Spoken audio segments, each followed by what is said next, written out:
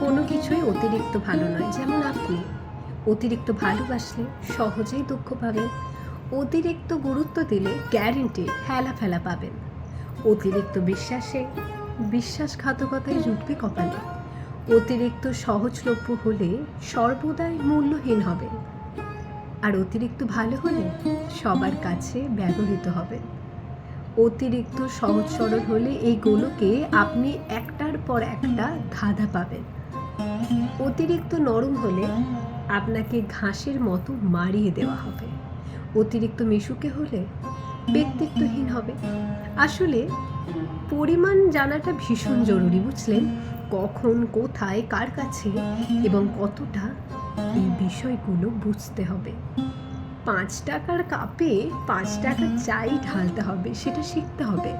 নয়তো টাকা এবং চায়ের অপচয় সেটা কাপ করছে না, সেটা করছেন আপনি। বুঝলেন?